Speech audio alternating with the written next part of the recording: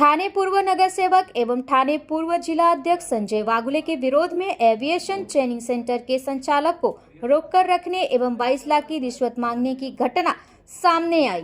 इस घटना में संस्था के संचालक डॉक्टर प्रमोद मौर्य ने वागुले एवं उनके साथ ही 36 लोगों के विरोध में नौपाड़ा पुलिस स्टेशन में एफआईआर दर्ज कराई है।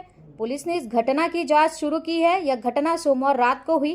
ठाणे रेलवे स्थानक परिसर में नेशविल एविएशन ट्रेनिंग सेंटर में पूर्व नगर सेवक संजय वागुले 35 से 50 लोगों के साथ गए और सेंटर संचालक डॉक्टर मौर्य, डॉक्टर प्रशांत सिंह, केंद्र संचालिका प्रतिभा भालेराव को बंदी बनाकर रखा।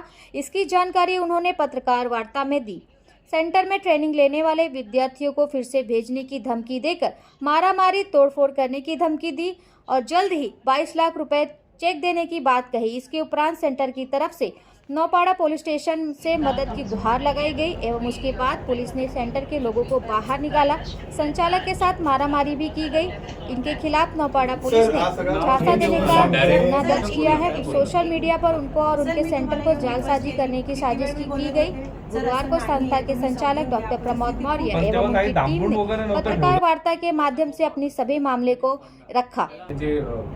पद्धत बोलू शकतो त्याला आणि जे मेथड होता लोकांना डिटेन्शन करून पोलीस बोलत आहे त्यांचा ऐकत नाही, वरिष्ठ बोलत आहे त्यांचा ऐकत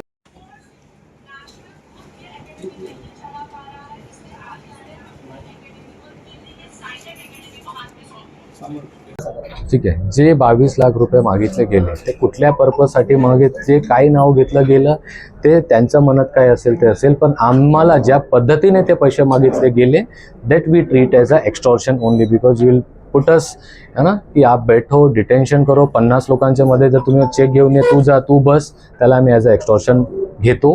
कारण तसंच ते घेतलं गेलं। आता तुम्ही कोणाला दरवाजा बंद करून बसवलं, तू जा पैसे घेऊन येण्यात सोडलं नाही, त्याला काय म्हणतात? त्याला एक्सटॉर्शनच म्हणतात। त्याची तेच डेफिनेशन आहे, म्हणून ते वर्ड आम्ही वापरलं। एनी विच वेज त्यांना जे सांगितलं गेलं असेल त्यांच्याकडून त्यांनी तसा कॉल घेतला। पण माझं असंच म्हणणं आहे की जर तुम्ही एवढे वरिष्ठ नेते आहेत तर तुम्ही जर समोरचा माणूस सामाजिक आहे, डॉक्टर आहे, तो पण सोशल वर्कर आहे, तर त्यांचाही ऐकून घेतलं पाहिजे होतं आणि मग किंवा मला ऑफिसमध्ये बोलवलं किंवा पोलीस स्टेशनमध्ये जाऊन व्यवस्थित बसून त्याचा चांगल्या पद्धतीने निराकरण झालं असतं तर हे आमच्या जीवाला धोका निर्माण झाला नसता। तेवढंच आम्ही बोलत आहे, कारण हे त्यांच्या कंट्रोलमध्ये पण नव्हता। आता काय माहीत आता मागून ह्याला कसं आहे की प्रत्येक गोष्टीसाठी यंत्रणा आहे। आमच्या सोबत पण भरपूर फ्रॉड झाले आहेत, but we are going by the law, we abide by the law, है ना।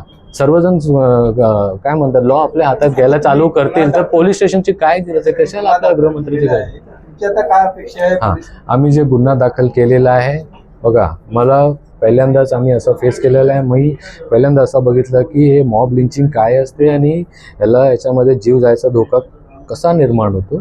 तर मला हेच आहे की ज्या लोकांनी तोंडाला तोंड दिलंय किंवा हाताला हात दिलाय, प्रत्येक गोष्टीला होकार दिलाय ना, हेच खरं आहे आणि लॉ आपल्या हातामध्ये घेऊन मारहाण केली आहे। Everybody should get the punishment. Of course तिने सर्व स्टार्ट केले आहे, त्यात काही तथ्य नाही आहे, ते तर तिचा पर्सनल एजेंडा आहे। तर तेच मी बोलत, त्यांचा व्हिडिओ दाखवला की दुसऱ्या अकॅडमीच्या त्यांच्या ओनरचं नाव घेऊन जर तो कोण बोलत आहे तर हे तर एकदम क्लिअर कट केस आहे। अजून आपल्याला काय क्लॅरिटी पाहिजे? एकदम पारदर्शक थिंग आहे की it's a competitor activity, they want that these people should be killed at any course. हे सर्व बंद झाले पाहिजे। त्यांच्या स्टुडंटचं काय होतं, त्यांच्यावर एफआयआर होते, त्यांच्याशी आमचं काही घेणं देणं नाही आहे। आम्हाला फक्त आमच्याशी घेणं देणं आहे। यांचं सेंटर पहिला कसंही करून बंद करा। तेच मी बोलत की हे अशा एम्प्लॉईजचं हे लास्ट ऑप्शन हेच असतो की खराब करायचं आहे तर बोलून जे आहे पेरेंट्स लोकांना भडकवा, सर्वांना भडकवा। जास्त काही झालं तर नेत्यांना याच्यात इन्व्हॉल्व करा आणि सर्व खराब बघा, ते निघून जातील। आता यांचं सामाजिक जीवन आहे, यांच्यावर आरोप झालाय आणि ज्यांना जे काही बोललं गेलं ठीक आहे त्याच्या पद्धतीने ते निर्माण केलं आणि त्याचा एवढा दुष्परिणाम होईल ते कोणालाच खात्री नव्हती। माझ्यासाठी पण मलाही असं वाटलं नव्हतं मी जेव्हा बसलेलो की एवढं हे तिथे जाऊन संपणार आहे। म्हणजे सना शेख यांनी नेत्यांना इन्व्हॉल्व केलं तर नेत्यांनी मॉब लिंचिंग करून तुम्हाला धमकावलं का पैसे द्यायला? बघा सर, ह्याच्यामध्ये ना कार्यकर्ते जास्त होते आणि ह्यांना बळ कोणाकडून मिळालं? जर यांना पोलीस स्टेशनमध्ये बोलवलं तिथे ते गेले, तिथे जाऊन मग पोलीस यांच्याकडे जायची काय गरज होती? त्यांना माहीत होतं की हे लोक कन्व्हिन्स करतील। आम्ही तर कन्व्हिन्स करतच होतो। सोमवारी 10 लोकांना बोललो आम्ही, we would have done everything. पण त्यांना वाटलं की हे जर असं केलं तर काही फ्रॉड तर नाहीच आहे, तिला माहीतच आहे, म्हणून तर लोक कन्व्हिन्स होत आहेत ना. त्यांना जे स्वतःचा एजेंडा सेट करायचा होता त्याच्यासाठी त्यांनी पॉलिटिशियन्सला पण इन्व्हॉल्व करून त्यांनाही खोटी माहिती देऊन हे कांड केलं आणि त्यांचे कार्यकर्त्यांनी त्यांना बळ मिळालं आणि त्या बळमुळेच ती पुढे पुढे धावते, कार्यकर्त्यांना पण मागे धावायला लावते आणि ह्याच्यामुळेच हे जीवाचा धोका निर्माण झाला. पैसे कशासाठी मागितले होते, काय मागणी केली? बघा मी तेच प्रत्येक वेळा तेच बोलतो, 22 लाख रुपये म्हणजे काय? 22 लाख रुपये जर तुम्ही कोणाला डिटेन्शन करून मागत आहे that will be treated as extortion only. ते कशासाठी पण तुम्ही मागा, मला हे कामासाठी पाहिजे, मला तू बस तुम्ही पैसे घ्या, तुम्ही कुठेही वापरा, ते मला कसं काय माहीत पडणार आहे? तुम्ही चेक दिले त्यानंतर काय त्याचा होतं आपल्याला काय माहीत आहे? Sir the method was wrong.